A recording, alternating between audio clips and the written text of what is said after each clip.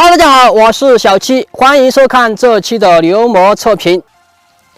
发动机部分一眼能看到的是缸体外观的不同，它的下半部分加入了更具质感的齿轮元素，而且采用了抛光工艺来加深这个视觉效果。那上半部分呢，加入了一个 W 的造型，然后用高低落差设计来增加层次感。整个发动机给人一种比较浓的复古工艺风的感觉。那这与本田的 CB1000R 的做法有异曲同工之妙。但是呢，由于本田在前，你也可以理解为无极在向本田取经。然后呢，为了方便大家了解500R 与5252两款发动机在参数上的区别，我做了一个表格，大家可以看一下。从账面数据来看呢，新的发动机排量从 471cc 增加至 494cc， 排量加大了 23cc， 最大功率 39.6千瓦，在8500转的时候输出，最大扭矩是 50.5 牛米，在7000转的时候输出，功率增大了 4.6 个千瓦，扭矩大了 7.5 个牛米。但是呢，对应的输出转速是不变的。新的发动机呢，在 K1500发动机的基础上是采用一些正向设计研发来的，比如说通过气道优化、凸轮形线优化、高压缩比设计等技术，使得发动机的整体性能提升了超过 10% 的样子。它还改变了发动机的缸径行程比，在提升动力的同时，更注重发动机的稳定性及耐久性等问题。简单的说，就不是一个单纯的扩光机了。那后面呢，我会通过与500R 的对比体验及实测数据来说明这台新发动机的表现。好，那这里顺便提一句，新的发动机平台的首款车型是无极自家的525R，这在无极以往的产品序列里面是极其少见的，其中的一些意思大家可以自己品一下。那有些网友的话，对525R 这个称呼是有一些疑惑的，或者说它有一些夸大的成分，因为它的实际排量只有 494cc。那我觉得你可以这样理解，它和500R 的关系可以视为一个常规版和高功率版本的样子。在汽车里面，可以好比就是宝马3系的 320i 和 330i 的这样一个关系。但是呢，汽车里面它是同一排量，通过不同的发动机调教来实现这个版本的区别。而无极它是采用改变发动机内部的结构和一些技术规格来实现这个性能上的差距。感觉无极是有点走远了。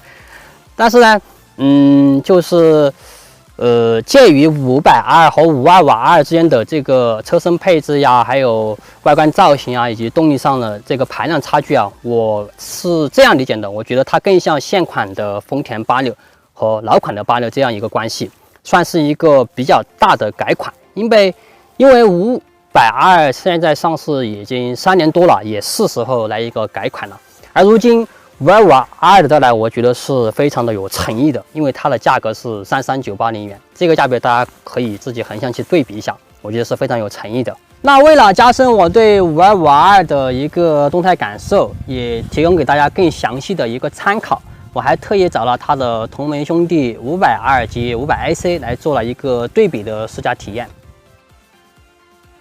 那先从舒适性说起，525R 在通过收窄坐垫和重新设计的手把管多处优化以后，它使得你的双腿会更加的贴合车身，手把的姿势会更放松。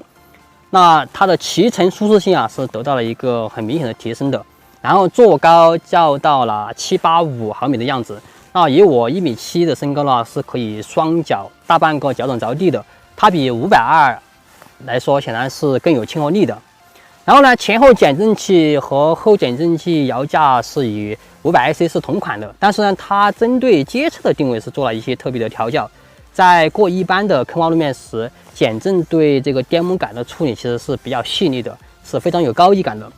那舒适性这一块的话，是一点也不输500AC 的。但当你在弯道激烈驾驶或者说重刹的时候，它的这个减震又能够撑得住，就是说没那么容易就是栽头的现象，非常的有韧性。比起500AC 来说，显然是更有信心的，让你在怎么说呢，在舒适中多了一份从容感。重点的动力部分其实差距还是很明显的。首先呢，5252在小油门低转速的时候，它的这个顿挫感是有明显降低的，整个油门的手感变得更加紧实，油门的虚位变得更小一些。在动力提升的同时，对应的输出转速不变，整个转速区间的动力表现相比520都有一个较大的提升。很直观的感受就是同样的档位转速，又同样的油门力度，5252的油门开度显然更小一些，但是呢，动力的输出会更明显。骑起来有点德系车的那种厚重感，加上它这个等行程发动机的特性，动力的输出相对比较均衡，它的低速扭矩和它的高速动力性都还不错。从2000转开始就开始发力，然后持续到1万转的时候到红灯区断油，在7000转左右往上是一个比较明显的动力爆发区，有一定的高速表现。而且呢，5252的档位间隙相对来说变得更小一些，换挡的时候多了一份清脆感，相对来说是更适合激烈驾驶的，也更适合它这台运动街车的定位。那据我们实测呢，5252是跑进了一个比较理想的4秒俱乐部，0-100加速是4.9秒的样子。这个成绩的话，应该是目前500级别的这个双缸机车里面，应该算是最好的一个了。此外，新的发动机它在7000转左右的时候是有一个比较明显的共振区的，具体表现在车身两侧还有脚踏的部位。手把会比较小一些。